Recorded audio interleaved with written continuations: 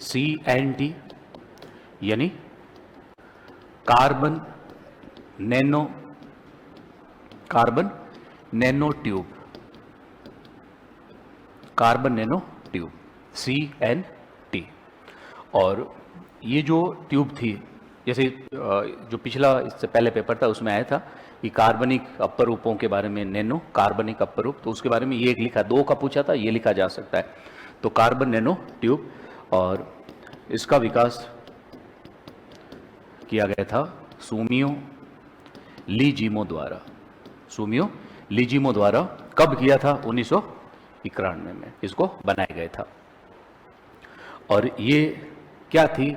तो कार्बन के परमाणुओं से बनी एक पतली नली थी, यानी ट्यूब थी, और ये अत्यंत मजबूत होती है, लचीली भी होती है, फ्लैक्सिबल होती है, और विद्युत की सुचालक नली होती है।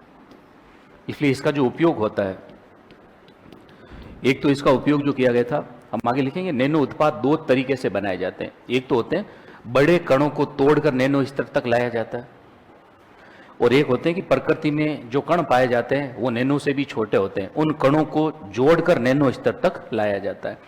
तो जो बड़े कण होते हैं इसमें तोड़ना, इसको कहते हैं टॉप डाउन विधि। हम आगे लिखेंगे 2 विधियां, एक होती बॉटम अप और एक होती टॉप डाउन, अर्थात बड़े कणों को तोड़कर नैनो स्तर तक लाना। तो इसमें बड़े कणों को इस ट्यूब में डाला जाता, फिर इसको तोड़ा जाता था ताकि नैनो उत्पाद बनाए जा सके। तो इसका उपयोग एक तो नैनो उत्पाद बनाने में जो विधि है टॉप डाउन विधि, इसमें बड़े कणों को तोड़ने के लिए काम में ली जाती थी। इसके अलावा दूसरा जो इसका प्रमुख उपयोग जो होता है, जैसे सुचालक है तो इसका उपयोग बैटरी बनाने में, सोलर प्लेटें बनाने में, इलेक्ट्रिक बैटरी, इलेक्ट्रोड बनाने में इसका उपयोग किया जाता है। इसके अलावा कंप्यूटर की चिप बनाने में इसको काम में लिया जाता है, या फिर सोलर जो प्लेटें आती है वो भी इससे बनाई जाती है। तो ये इसके मुख्य उपयोग है।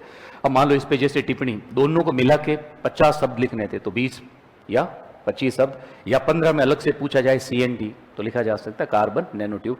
और ऑब्जेक्टिव पूछ सकते हैं कि इसका विकास किसने किया? सुमियो लीजीमो द्वारा। कब? 91 में।